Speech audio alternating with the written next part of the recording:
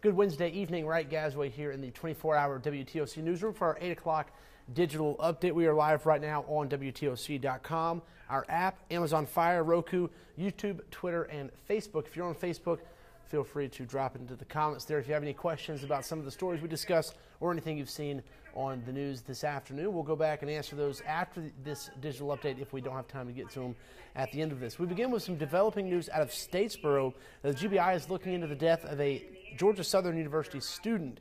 Agents say 20-year-old Malik Jones was found dead Tuesday at 8 o'clock at night in his apartment that was in Freedom's Landing apartment complex. A GBI medical examiner did an autopsy today. We'll let you know the results of that. Back home in Savannah, a story we've been following for you for several months. Even though the Chatham County probate judge says they're now following the law when it comes to issuing gun carry permits, his troubles might not be behind him. Another applicant filed a lawsuit within the last week saying the judge took too long and eventually denied his application for a bad reason. Judge Tom Bordeaux says the backlog is finally gone. However, people who say they had to wait too long to get their permits are still suing him. In the most recent lawsuit, the applicant says the probate court waited more than 90 days to file his application. The judge then denied the request because of a domestic violence misdemeanor charge. The attorney filing suit says that denial is wrong.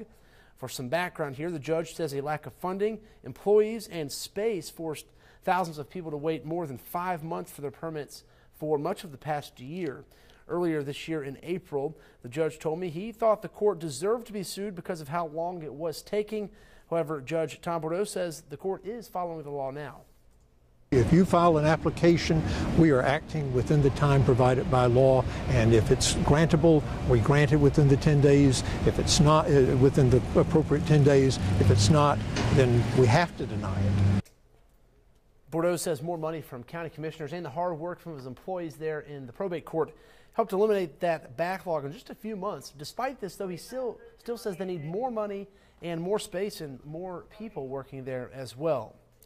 Savannah Chatham County Public Schools set out to get some fresh perspective on the overall safety and security of their schools. The new School Safety Task Force isn't just Board of Education employees, though. It's also made up of local police chiefs, elected leaders, the court system, students, and parents. Now they're looking for your feedback. Sean Evans explains.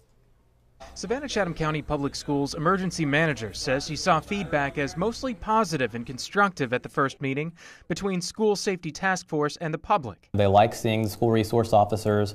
They like the elementary schools having school safety aids implemented into their schools.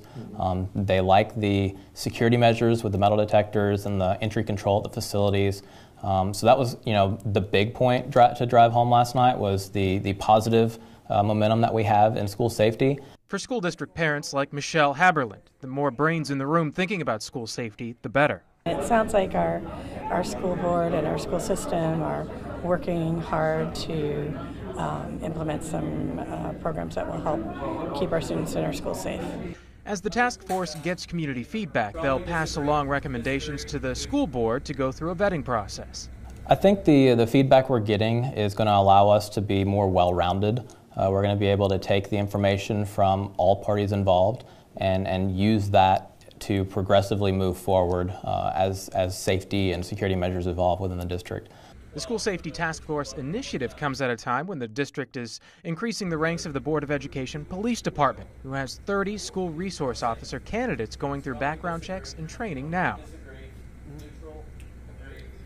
The district also has added some school safety aids, including some as recently as this week. You do have 3 more chances to provide input on school safety. The next meeting will be tomorrow at Windsor Forest High School. Then next week, September 25th at New Hampstead High School, and then September 27th at A.B. Williams Elementary School. You see them there all on your screen. All of them will start at 6 p.m. We've posted all those locations and dates on our website as well. That's just WTOC.com.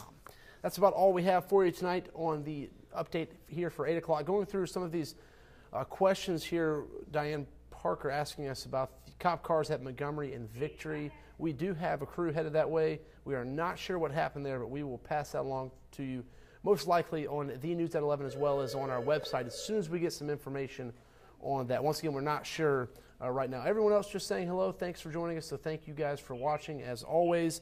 Don't forget, you can always watch these on our Facebook page. We're also on our website as well as all of our apps and our other digital platforms.